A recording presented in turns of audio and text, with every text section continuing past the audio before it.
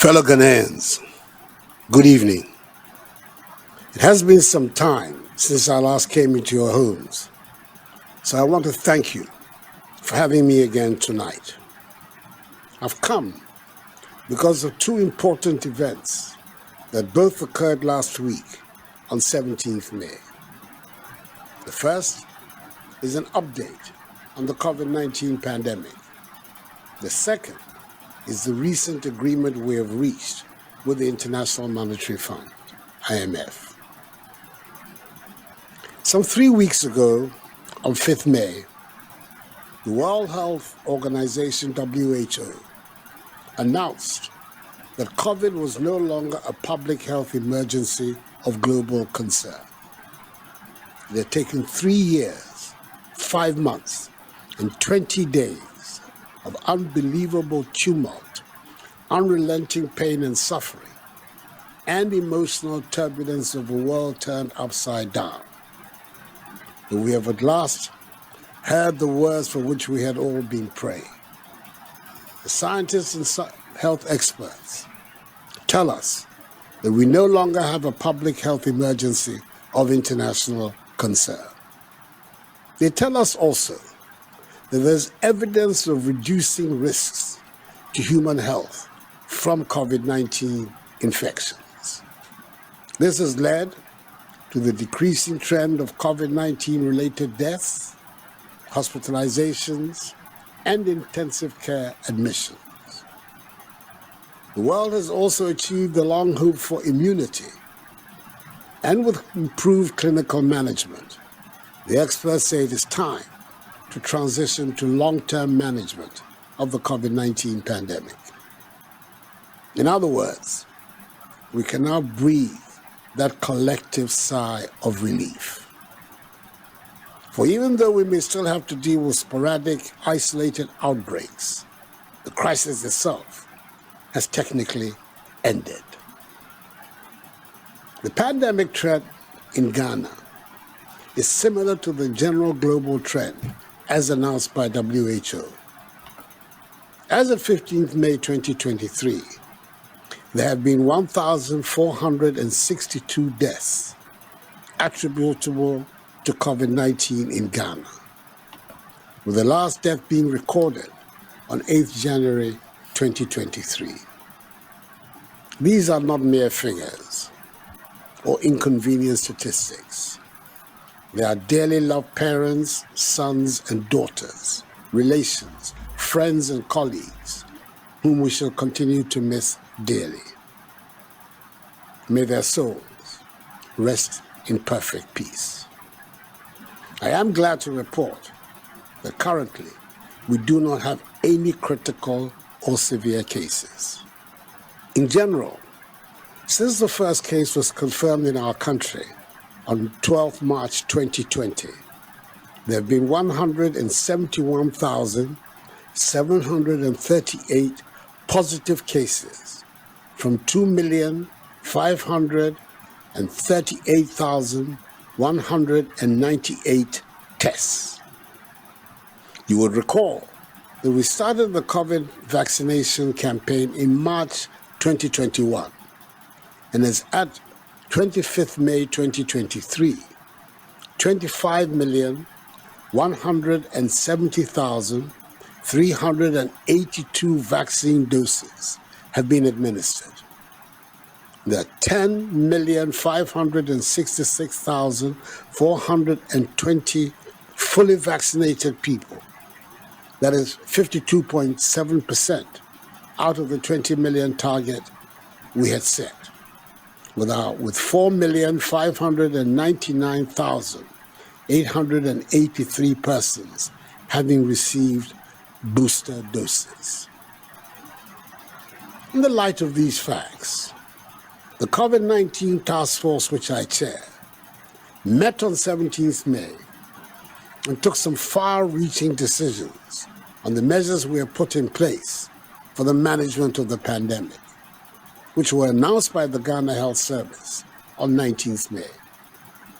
The most important of these decisions was that the COVID-19 pandemic was over in Ghana.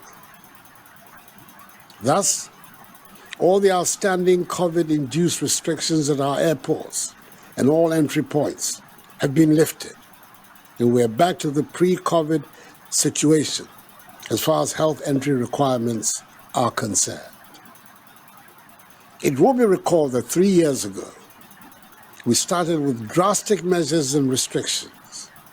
The international airport was shut for months, and our land borders were closed to human traffic for almost 3 years. The hospitality industry was devastated. Hotels and restaurants and other social gathering places were shut down. Schools and universities and training institutions were shut down. Indeed, our world was turned upside down. That culturally defining Ghanaian symbol, the handshake, was prohibited and frowned upon, and we were advised not to hug our children and our loved ones. Churches, mosques, and other places of worship were closed for months, and our beaches remained emptied of human activity. Fellow Ghanaians, even our funerals, that sacred Ghanaian ritual, were stopped, and then attempts were made to change the tone and character of the funeral with the imposition of restrictions on how many can attend or be fed at the ceremony. Fellow Ghanaians, throughout these trying times, I kept urging all of you to believe that this too shall pass. Dare I say that this too has passed. The emergency is over, and we can safely lift many of the oppressive restrictions we've had to endure. We can shake hands, we can hug, we can visit, and we no longer have to wear masks. But it is strongly recommended that we keep some of the measures imposed during the crisis and integrate them into our everyday lives, because they have served us well and will continue to serve us well. I urge you all to continue with the regular hand washing and other personal hygiene measures so they become entrenched national habits. There has been a dramatic decrease in diarrhea diseases, and we have not had any cholera outbreaks these past 3 years. These developments are attributable mostly to the hand washing and improved hygiene regimen in our communities. It does not hurt to wear a mask if you have a cold, for example. It might protect those around you. If you are uncomfortable in a crowded and enclosed space, go out into the open and continue the new ways we have devised for outside entertainment. I hope there will be no argument that we should continue and institutionalize the periodic cleansing, disinfection, and fumigation of markets. Never again should our markets be breeding grounds for rodents. There are other ways in which this nightmare has brought some good dividends that must be acknowledged. It has led to the strengthening of our disease surveillance system, and this has been manifested in recent months by our ability to deal in a very rapid and aggressive way with outbreaks of frightening diseases like Marburg, Lassa fever, monkeypox, before they could turn into serious public health catastrophes. The pandemic also exposed some of the painful deficiencies we have and forced us to take some brave and necessary decisions, like the expansion of our network of health facilities under Agenda 111. I doubt very much that but for the pandemic, the network of health laboratories with capacity to do PCR testing in our country would have expanded exponentially from the initial 2 to 67 laboratories nationwide. And fellow Ghanaians, we have begun the process of manufacturing our own vaccines with the establishment of the National Vaccine Institute. The painful lesson from the pandemic about the access to vaccines certainly concentrated our minds. And we must be proud that we did not bow our heads in defeat, but used the crisis to achieve such a positive outcome. We now have in place a vaccine institute and 2 vaccine manufacturing plants. I commissioned that of Atlantic Life Sciences Limited last year, and a few weeks ago, I performed the salt-cutting ceremony of that of DEK Vaccines Limited. There's no question but that Ghana came out of this global catastrophe much better than many other countries, if we consider the rate of infection, hospitalization, and deaths. We must recognize that this happened because we worked at it in a focused and competent manner. We refused to be swayed by the populist noises, conspiracy theory peddlers, false and uninformed analysts. But rather, we relied firmly on the science and data-driven information for guidance. Contrary to what some foreign experts claimed, we do have a decentralized, resilient public health system which reaches every corner of our country with highly competent and dedicated health workers. A public health system of which we can be justly proud. When it was most needed, the health sector and religious and traditional leaders demonstrated admirable leadership. The private sector rose to the occasion and displayed innovation and dynamism. We managed a strong community engagement and communication strategy, which carried the entire population along and was admired and praised by Ghanaians and the outside world. Among ministries, departments, and agencies, there was strong and palpable multi-sector collaboration. It also certainly helped that we found the resources from the government, partners, individuals, corporate entities, and the public to support health workers and procurement of required materials. Fighting COVID has been a very expensive undertaking, characterized as it was by lockdowns, closed borders, minimal economic activity, and the consequential steep decline in revenue.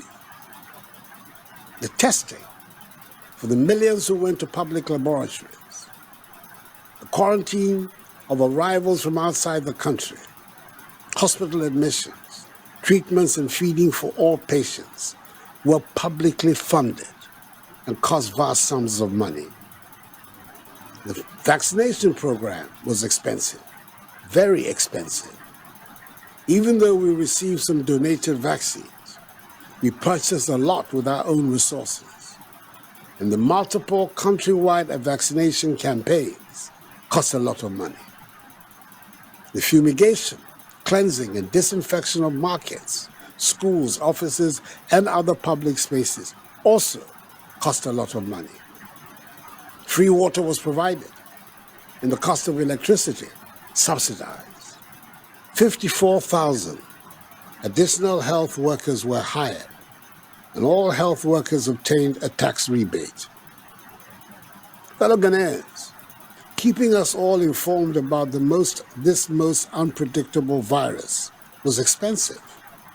A lot of money was spent on public education, public information, risk communication, public and community engagements, and keeping us all abreast with the relevant information. We must thank the Ministry of Information and its agencies and the National Commission for Civic Education for their exceptional work. It took courage, and I'm particularly happy that we reopened schools, colleges, and universities at the time we did, in spite of the fears of some parents and the condemnation of our critics. In some countries, millions of girls and boys did not return when schools eventually reopened, after they had been kept shut for over a year. The logistics for keeping the schools open were huge and costly. But I am delighted that no Ghanaian child was left behind. Let me make it clear that COVID expenditures, essentially unplanned, have been subject at my instigation to audit by the Auditor General and are going through parliamentary processes. We all deserve to be reassured that the crisis was not used as a cover for corrupt practices. The COVID health recovery levy that was introduced to help fill some of the expenditure holes might not be the most popular tax, but I entreat all of you to bear with us. The COVID Trust Fund has performed an invaluable service, and with these developments has reached the end of its mandate. I thank the trustees as well as all donors and contributors to the fund. It is likely, God willing, that this will be the last in the series of fellow Ghanaian speeches on COVID. And as your president, I have a truly long list of people and institutions I must take this opportunity to thank. I thank firstly all of you, my compatriots, my fellow Ghanaians, for your patience, understanding, and cooperation. Health workers and the scientific community. I thank the leaders of the faith-based groups, the Christian Council, the Catholic Bishops' Conference, the Ghana Charismatic and Pentecostal Council, the Chief Imam and the Muslim leaders for their strong involvement, powerful prayers and support, their help, especially in feeding the vulnerable during the lockdown periods, and through the Church of Pentecost in providing accommodation for an isolation and treatment center.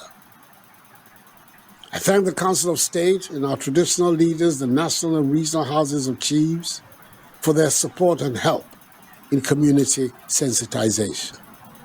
I thank the political and business leaders, development partnerships, NGOs and civil society, the sports, hospitality, entertainment, creative and tourism industries, our security services, police, military, immigration, teachers, pupils, students, parents, and guidance. I thank the journalists and the entire media. A few weeks ago, I gave national honors to most of the frontline workers who had been in the trenches, as it were, in the COVID battle. A total of 20,110 people were given national honors. They were well-deserved. But I know that some might have been left out, not out of any malice. We continue to recognize those who come to our attention. I must also make special mention of the environmental health personnel of the Ministry of Local Government.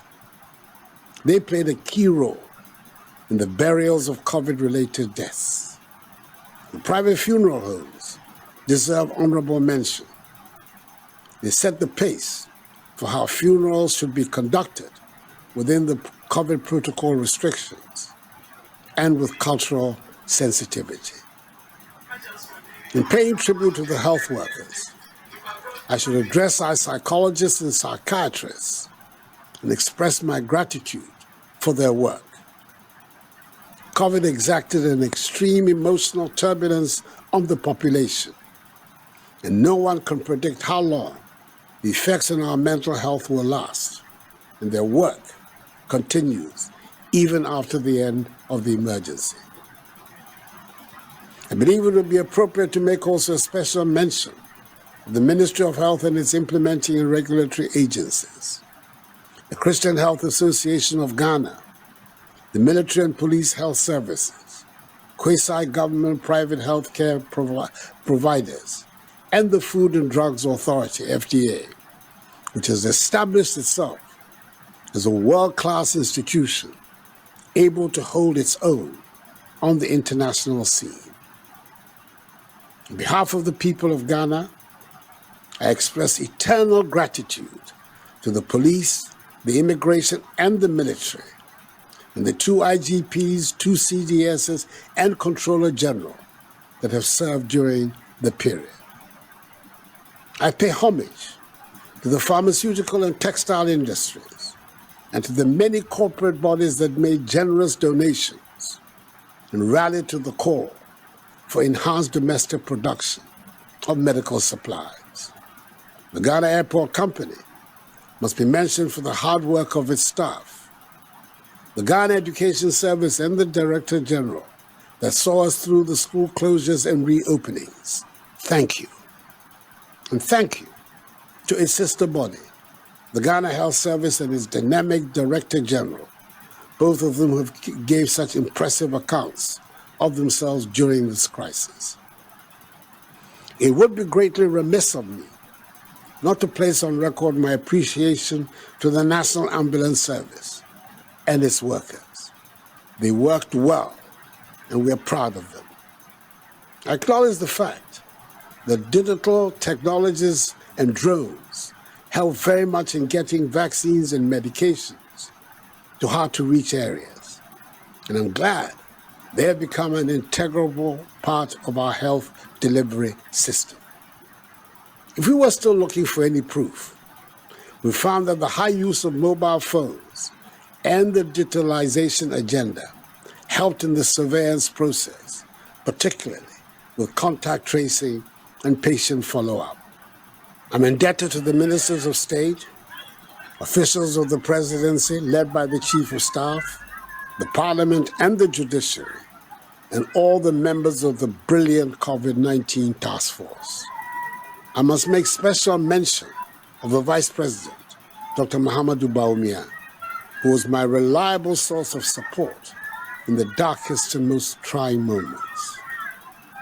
And to the many who advised me publicly and privately, supported and prayed for me, I say thank you. The emergency is over. Unfortunately, the consequences are very much still with us, especially in terms of the economic devastation it has left in its trail.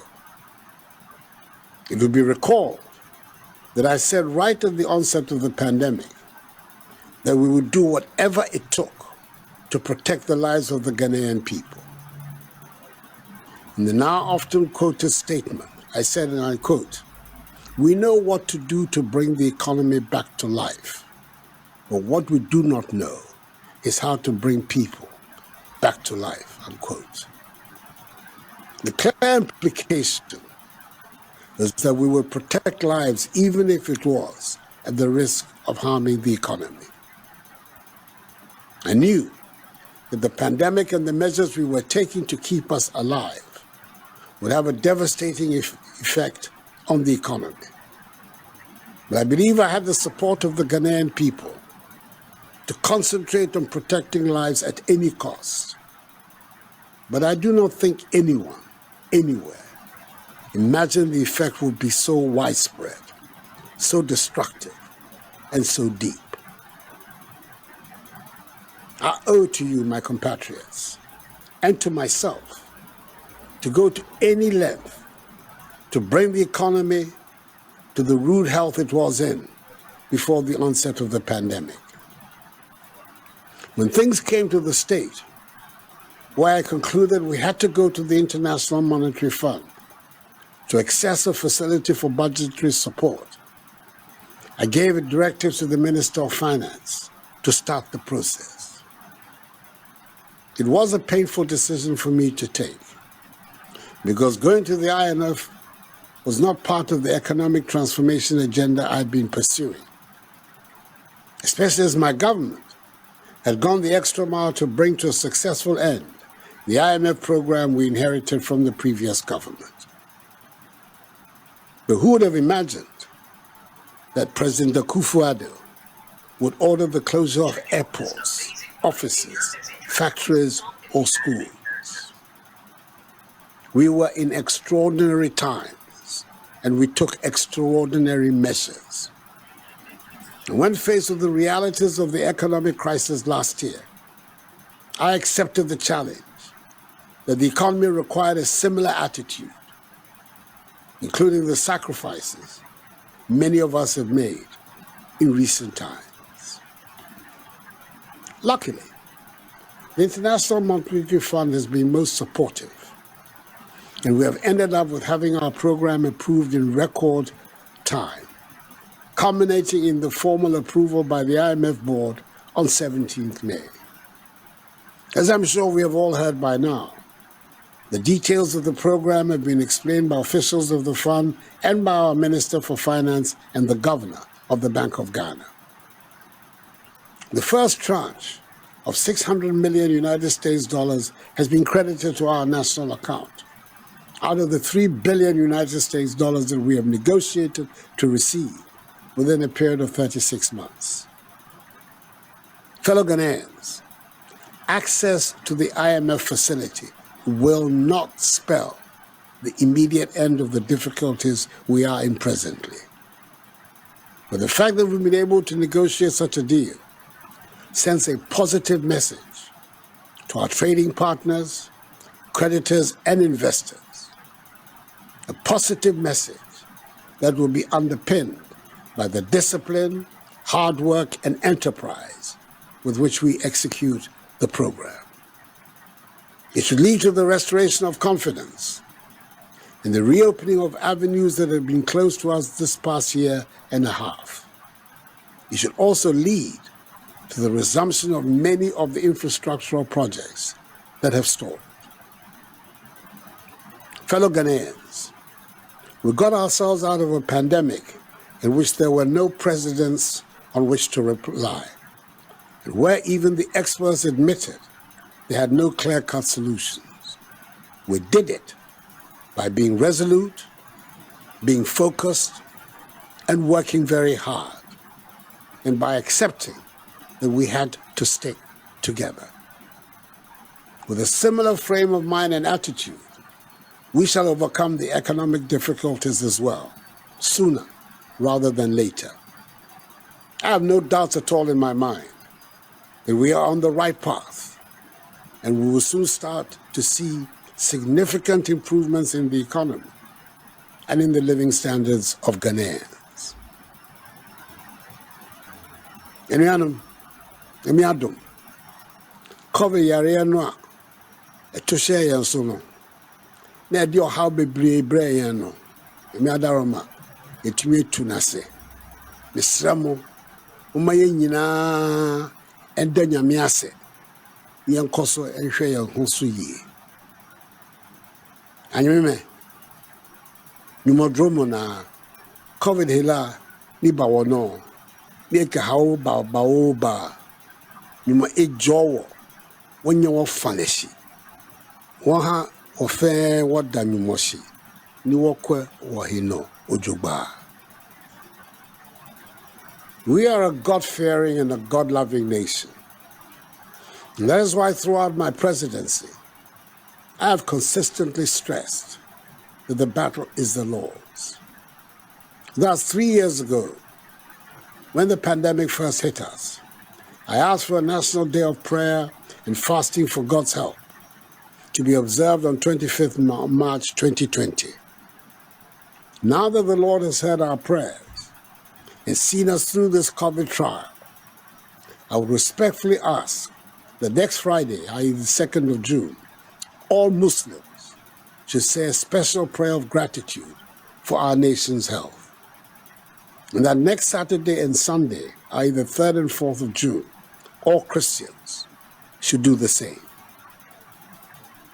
Fellow Ghanaians, we shall overcome our present economic difficulties.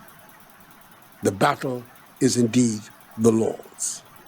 Good night, and may God bless us all in our homeland, Ghana, and make her great and strong. I thank you.